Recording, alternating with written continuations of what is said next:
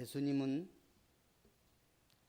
구태여 시험 받으실 분이 아니죠. 예수님은 무엇이 부족해서 시험 받을 필요성도 없었고, 예수님은 하나님의 아들이시기 때문에 그 능력을 가주신 분이기 때문에 특별한 은혜를 구할 이유가 없으셨습니다.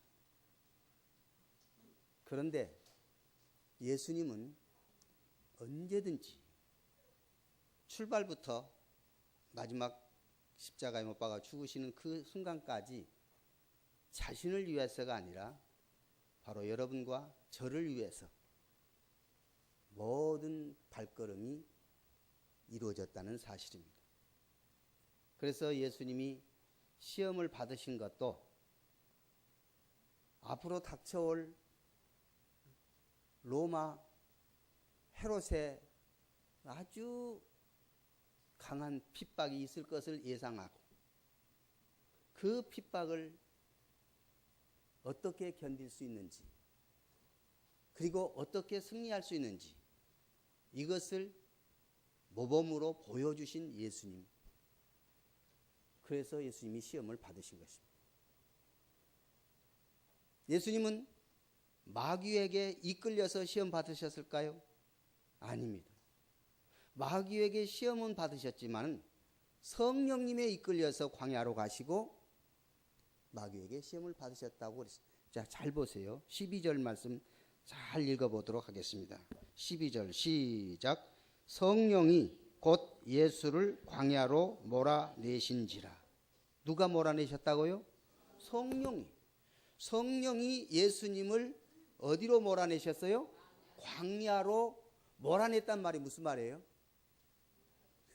몰아내는 것은 또 밀어버린 거예요. 네. 몰아내는 것은 안 가려고 하는데 억지로 가게 하는 것처럼 그런 뉘앙스예요. 그 말은 무슨 말이냐면 성령님께서 예수님을 광야로 이끄셨다, 그 뜻입니다. 광야로 내모셨다는 말은 따지고 보면 우리에게 갑자기 닥치는 어떤 어려움일 수 있는 바로 그런 내용입니다. 광야라고 하면 어떤 곳이 광야일까요? 광야는 버림받은 땅이라고 말할 수 있고 포기해버린 땅이라고 말할 수 있습니다. 그래서 적막하거나 사람이 실제로 살기가 어려운 곳, 그래서 광야를 황무지라고 번역하기도 합니다. 그런데 그곳에 들짐승은 살아요. 들짐승이 위협하는 그러한 거친 땅, 힘들고 부족함이 많고 고통스러운 곳, 절망할 수 있는 그런 좋은 땅, 그러니까 절망하기에 좋은 땅, 다른 말로 표현하면 시험 받기에 적당한 땅이 광야예요. 이런 곳을 누가 원하겠습니까? 원하지 않습니다. 하지만 이런 곳에 던져질 때가 있다 그 말이에요. 예수님이 지금 이런 곳에 던져졌다, 성령님이 내몰았다는 말은 던져졌다는 뜻입니다.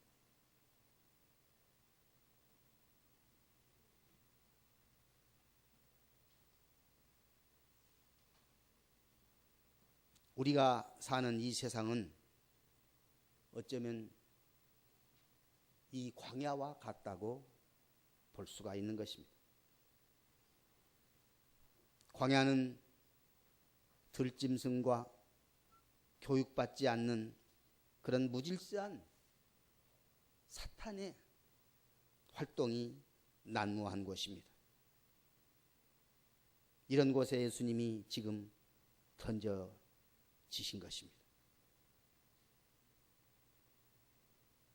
이렇게 예수님을 내몰고 던져지게 하신 분이 누구냐? 성령님이셨다 하는 것입니다. 그게 좀 이상하지 않습니까? 왜 광야에 적적한 곳에 예수님이 던져져야만 했느냐? 그것도 누가 던졌느냐? 마귀가 던진 것이 아니라 성령님께서 던지셨다. 그 뜻입니다.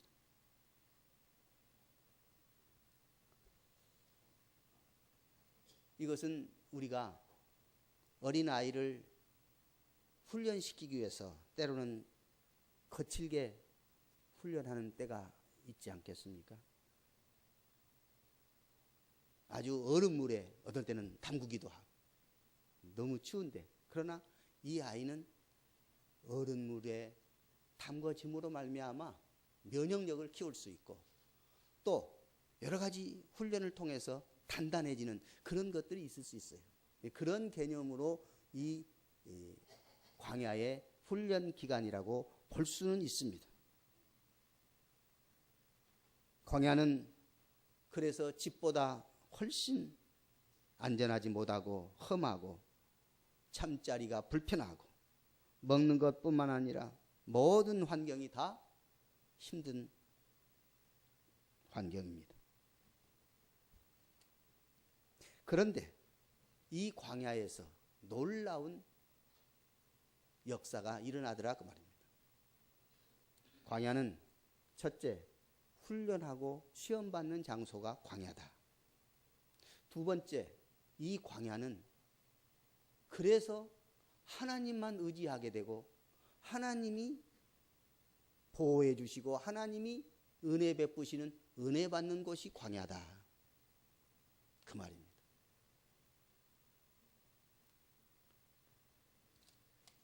예수님은 분명히 하나님의 아들이시기 때문에 시험받을 필요가 없으신 분이라는 말씀을 드렸습니다. 그런데 이런 예수님께서 앞으로 닥칠 이런 엄청난 핍박을 대비해서 미리서 모범을 보이신, 승리의 모범을 보이신 예수님이시다 하는 것입니다. 그래서 예수님은 광야에 있는 사람들을 건져내시고 광야에다가 길을 내셔서 참으로 주님을 의지할 수 있는 은혜를 입게 하는 일을 하시게 된 것입니다.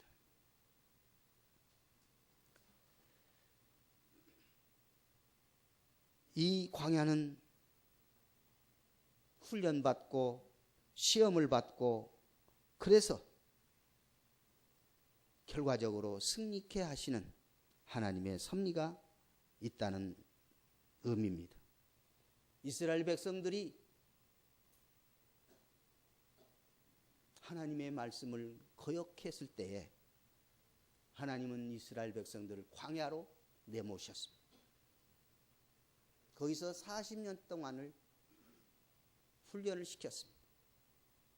그 목적이 광야에서 40년 동안 훈련하신 목적이 어디에 있는가?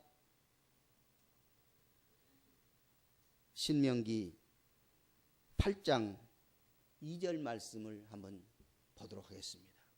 여기 앞에 나오게 됩니다. 신명기 8장 2절 말씀입니다. 자, 나왔습니다. 시작. 네, 하나님 여호와께서 이 40년 동안에 내게 광야 길을 걷게 하신 것을 기억하라. 이는 너를 낮추시며 너를 시험하사 내 마음이 어떠한지 그 명령을 지키는지 지키지 않는지 알려 하심이라. 아멘. 자, 하나님이 목적이 있었어요. 광야에 40년 동안 이스라엘 백성들을 몰아내신 이유가 있었어요. 뭐냐? 너를 낮추시며 너를 시험하사. 그러니까 광야는 우리를 낮추시는 하나님의 특별 훈련 장소입니다. 우리를 낮추시고 시험하사. 여기서 시험하시는 것은, 하나님이 시험하시는 것은 우리를 진구렁창에 빠뜨리고 우리를 절망케 하는 목적이 아니라 우리를 연단하고 훈련하는 것이 하나님의 시험의 목적입니다. 그러나 마귀가 주는 시험은 항상 우리를 넘어뜨리고 우리를 유혹해서 절망하게 하고 하나님의 뜻을 따르지 못하도록 하게 하는 것이 마귀의 시험입니다.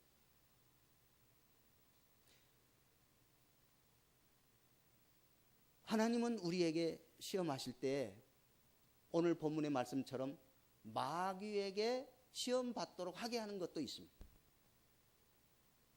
마귀에게 시험받게 하는 것은 마귀에게 넘어져라는 것이 아니라 마귀를 물리치고 승리하라 하시는 뜻입니다. 그래서 연단하고 낮추시고 시험하사 너의 마음이 어떠한지, 그의 명령을 지키는지 아니 지키는지 이걸 알려고 한다. 그러니까 우리가 광야에서 훈련 받을 때에는 하나님의 뜻을 깨달아야 됩니다. 만약에 우리에게 광야가 우리 앞에 놓여 있다. 성령님께서 우리를 광야로 내모셨다. 그렇다면 원망하지 말라고 말이에요. 불평하지 말라는 것입니다. 왜요? 성령님께서 우리를 광야에 내모실 때는 목적이 있다는 거예요.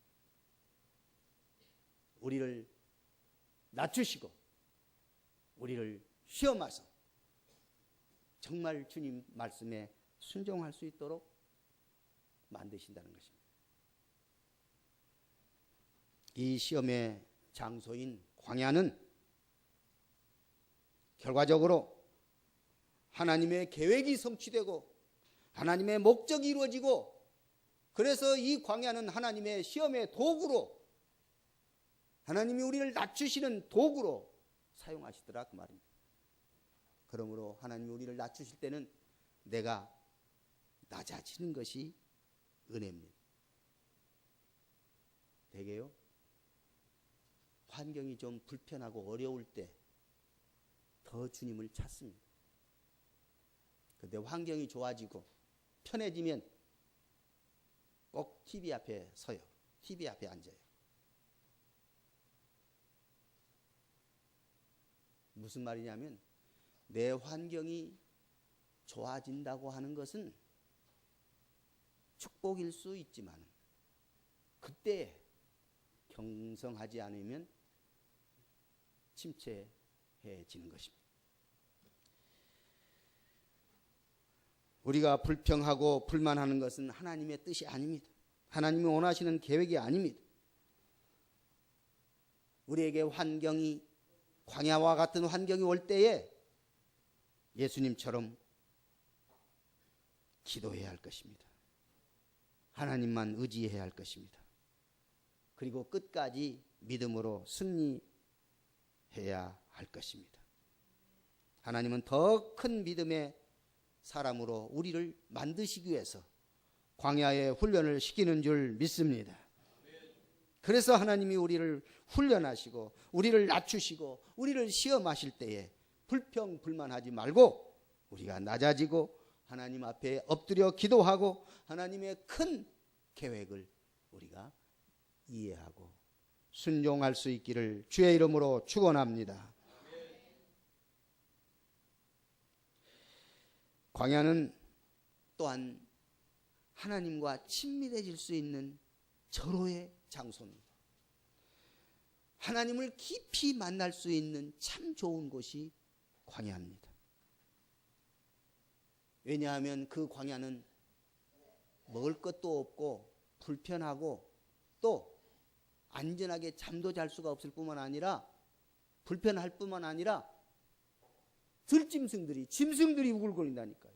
그 짐승도 보통 짐승이 아니라 맹수들이 있는 곳이 광야입니다. 그러니 어쩌겠어요? 그러니 하나님을 의지할 수밖에 없지요. 그러니 하나님께 부르짖을 수밖에 없지요. 그런 때에 하나님이 보호하신 것을 체험하게 되는 것입니다.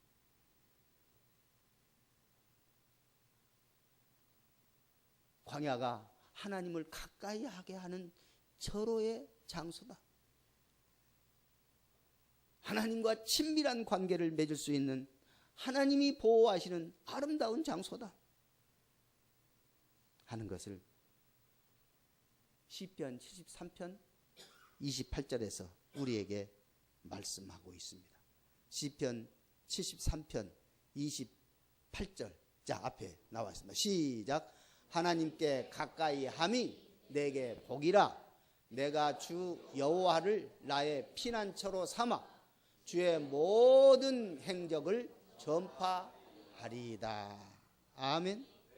하나님께 가까이 하는 것이, 그러니까 장소가 중요한 것이 아니야. 따지고 보면 광야든지 안락한 내 안방이든지 교회든지 직장이든지 하나님을 가까이 하는 것이 복이라는 것을 믿으라는 것입니다.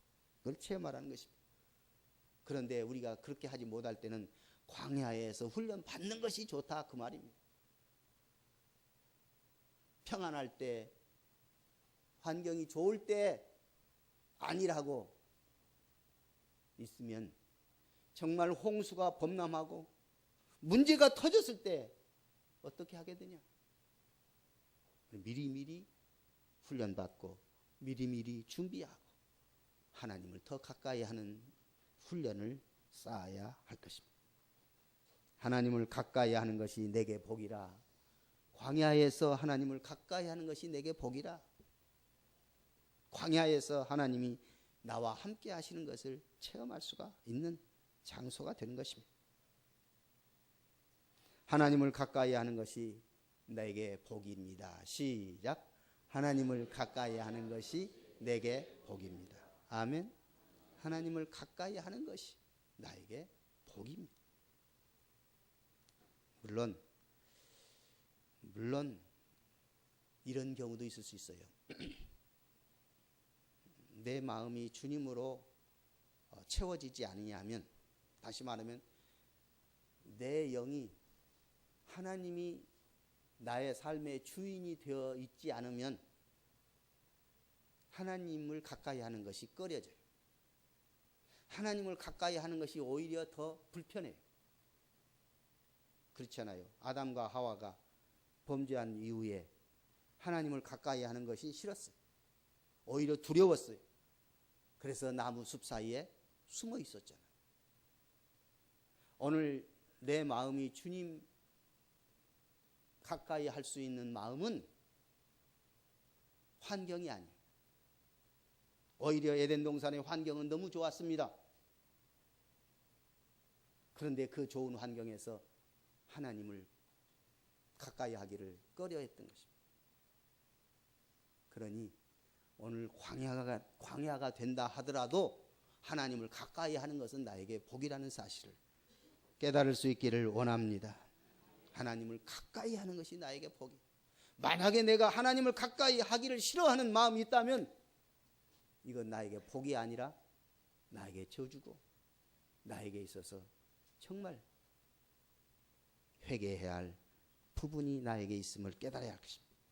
예수님이 나의 주인이고 내 삶의 모든 부분을 주관하시고 인도하신다는 것을 믿는 자에게는 비록 광야라 할지라도 하나님을 가까이 함으로 복을 받는 것입니다. 정말 하나님은 우리에게 하나님을 가까이 하는 것이 복이라는 것을 성경 전체의 요약입니다.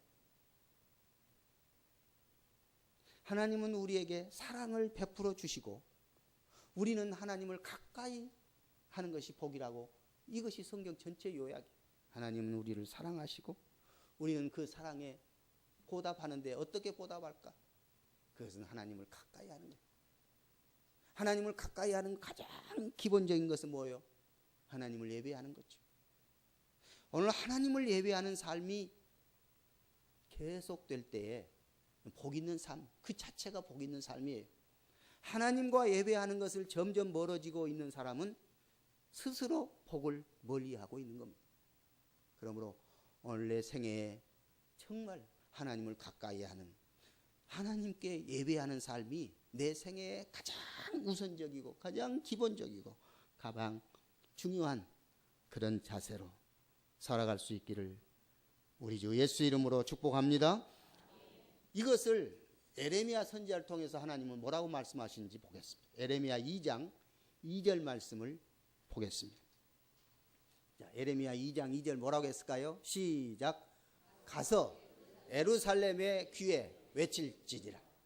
여호와께서 이와 같이 말씀하시기를 내가 너를 위하여 내 청년의 때의 인내와 내 신혼의 때의 사랑을 기억하노니 곧 씨 뿌리는지 못할 땅 그 광야에서 나를 따랐음이니라. 아멘. 무슨 말이냐면 잘 보세요. 청년의 때의 인애와 청년의 때의 인애와 내 신혼의 때의 사랑을 기억한다 그랬어요. 무슨 말이냐면 우리의 생애는 자, 소년기가 있고 청년기가 있고 장년기가 있고 노년기가 있을 거 아니겠어요? 물론 유아기도 있을 것이고 이 청년의 때는요 정말 혈기가 있고 또 사랑이 가득하고 진정한 인애가 충만해 있는 순간입니다. 그 다음에 신혼의 때에 그 사랑은 누가 막을겠습니까? 로마서 8장 39절에 이렇게 말해요. 어떤 피조물이라도 우리를 우리 주 그리스도 예수 안에 있는 하나님의 사랑에서 끊을 수 없다 말씀하신 것처럼 신혼의 사랑은 그 어떤 것도 끊을 수 없는 그런 아름다운 사랑이 솟구쳐 나는 겁니다. 이걸 하나님이 아신다, 기억하신다는 거예요. 그 말이 무슨 말입니까? 하나님과 우리와 이런 관계가 있을 때가 있었다 그 말이죠. 하나님 없이는 내가 살 수 없습니다. 하나님의 도우심이 필요합니다. 하나님을 사랑합니다. 하나님을 찬양합니다. 하나님을 예배합니다. 하나님과 이런 아름다운 가까운 친밀한 관계를 맺는 바로 그것이 하나님과 우리와의 아름다운 사랑의 관계라는 것입니다. 그래서 하나님을 가까이 하고 하나님을 사랑하고 하나님께 응답하고 하나님께 순종하는 바로 그런 삶이 하나님을 가까이 하는 것이고 그것이 우리에게 복이 된다. 그러므로 광야는 하나님을 친밀하게 하고 하나님을 가까이 하고 하나님을 예배하고 하나님을 깊이 만날 수 있는 좋은 장소가 된다. 오늘 우리 삶에 있어서 광야가 싫기만 하고 광야가 어렵기만 하고 광야가 불편하기만 하다고 원망 불평하지 말고 이 광야를 통해서 하나님을 깊이 만나는 축복의 현장이 바로 광야가 될 수 있기를 주의 이름으로 축복합니다. 하나님을 가까이 하는 데 있어서 어떤 방해에도 굴복하지 말고 끝까지 기도로 하나님과 친밀한 관계를 맺어나가는 오늘 여러분과 제가 다 될 수 있기를 원합니다. 광야와 같은 삶이 없었다면 하나님 앞에 엎드릴 일이 별로 없었을 것입니다. 이 광야와 같은 삶 때문에 하나님께 더 많은 시간을 들여서 하나님과 친밀한 관계를 맺고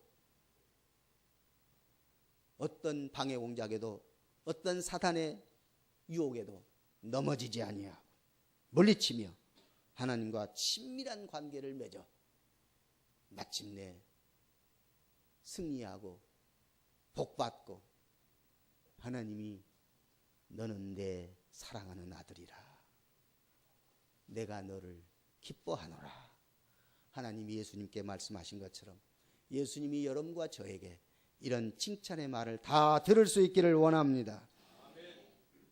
보세요. 이제 13절 보세요. 13절에 들짐승과 같이 있을 때 천사들이 수종했다고 그랬어요. 자, 13절 말씀 다 같이 다시 읽겠습니다. 시작.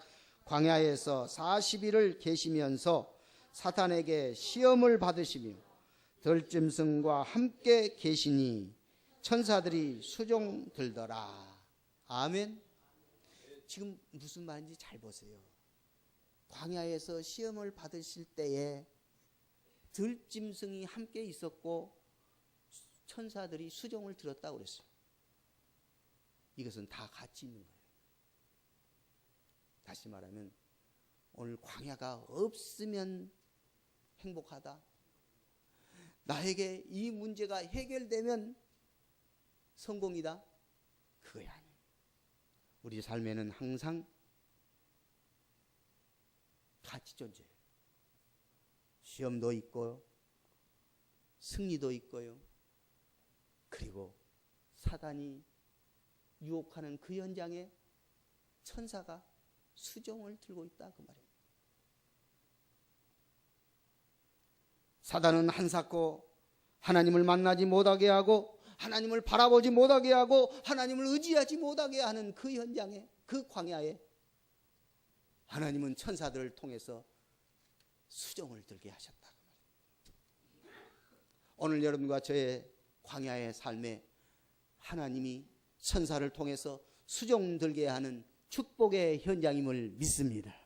하나님이 천사들을 통해서 수종을 들게 하는 겁니다. 하나님이 우리와 함께 하신다는 증거입니다. 하나님과 친밀한 관계가 이루어진다는 증거입니다. 이것이 복 있는 것입니다.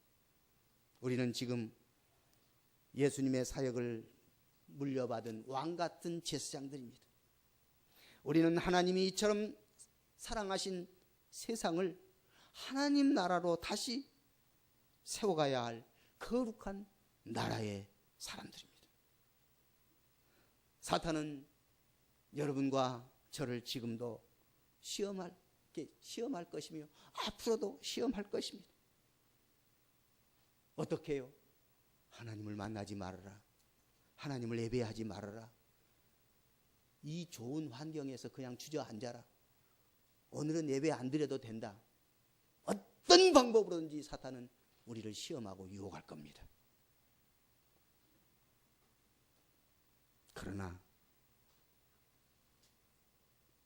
우리는 이미 사단을 이겼고 앞으로 이길 것이라는 확신을 가지고 주의 천사들이 수종드는 이 아름다운 주님의 전에서 여러분과 제가 다 승리하고 하나님께 영광 돌리는 그런 은혜의 복된 삶 누릴 수 있기를 주 예수 이름으로 축복합니다. 우리는 지금 광야 같은 이 세상에서 들짐승과 같이 지내고 있습니다. 그러나 들짐승이 두려워할 것이 아니라 우리 천사들이 나를 수종들고 있는 승리의 삶을 기뻐하고 감사할 수 있어야 될 것입니다. 우리가 살고 있는 이 광야 같은 세상은 정말 하나님만 의지하지 않으면 쓰러질 수 있고 하나님만 바라보지 아니하면 곧 유혹에 빠질 수가 있는 그런 광야라는 사실. 그러나 이 광야에서 승리하는 비결이 주님을 의지하고 주님을 바라보고 주님께 가까이 함으로 승리는 우리 것이라는 사실입니다. 참으로 이 광야는 무서운 곳입니다. 이 광야는 험한 곳입니다. 그러나 하나님께서 나와 함께 하시고 내가 하나님과 친밀한 관계를 맺고 있는 한 이 유혹에서 넘어질 자가 하나도 없습니다. 반드시 승리하고 반드시 하나님께 영광 돌리는 하나님의 거룩한 나라로 하나님의 거룩한 제사장으로 축복받는 여러분과 제가 될 줄 믿습니다. 그래서 광야 같은 이 세상에서 우리는 하나님을 사랑하고 하나님을 의지하고 하나님을 바라보면서 승리하는 우리 모두가 되어질 수 있기를 우리 주 예수 이름으로 축복합니다. 하나 기억할 것은 주님을 가까이 한다고 해서 들짐승이 사라지냐 없어지냐? 아니에요. 들짐승이 있습니다. 있어도 우리는 주님 바라보면서 주님과 함께 승리할 수 있어요. 시편 121편 읽겠습니다. 시편 121편 자 5절에서 7절까지요. 시작. 앞에 바뀌어졌어요. 다시 시작. 여호와는 너를 지키시는 이시라. 여호와께서 내 오른쪽에서 내 그늘이 되시나니 낮에 해가 너를 상하게 하지 아니하며 밤의 달도 너를 해하지 아니하시리로다. 여호와께서 너를 지켜 모든 환난을 면케 하사 또 내 영혼을 지키시리로다. 아멘. 우리가 다른 성경 구절도 많이 있지만은 이 성경 구절을 이 한 주간 동안 여러분들이 자꾸 암송을 하세요. 읽고 또 읽고 또 읽고. 암송은 못한다 할지라도 여러 번 읽으세요. 하나님이 약속하신 것이 만약에 아니면 말고시라고 하면 이번 주간에 기도하시다가 이 말씀 암송하시다가 하나님이 그저 내 귀에 듣기 좋아라고 하고 한번 해보시는 것이구나라고 하면 그때 접으세요. 하나님도 먹고 뭣도 나는 소용없다 하세요. 그러나 이 말씀을 읽고 묵상하다가 그렇구나. 하나님이 나를 지켜주셨구나. 앞으로도 하나님이 지키시구나. 환난이 와도 문제가 없구나. 확신할 수 있기를 주 예수 이름으로 축복합니다. 반드시 하나님이 지켜주시고 환난을 면케하실 것을 믿을 수 있는 여러분과 제가 될 수 있기를 주의 이름으로 소원합니다. 주의 이름으로 축복합니다. 기도하겠습니다. 하나님, 우리에게 있어서 많은 시험과 환난과 문제가 있고 마귀가 유혹하는 현장 광야에 있다 할지라도 그 광야에서 하나님을 만나고 하나님을 깊이 만날 수 있는 축복의 장소가 되게 하시고 승리하게 하시고 주님 모든 환난을 면케 하시는 하나님의 그 축복의 손을 체험하면서 하나님과 더 가까이 하나님과 친밀한 교제를 나누며 복 있는 삶을 살게 하여 주옵소서. 우리를 복 있게 하심을 감사하오며 우리 구주 예수 이름으로 기도하옵나이다. 아멘.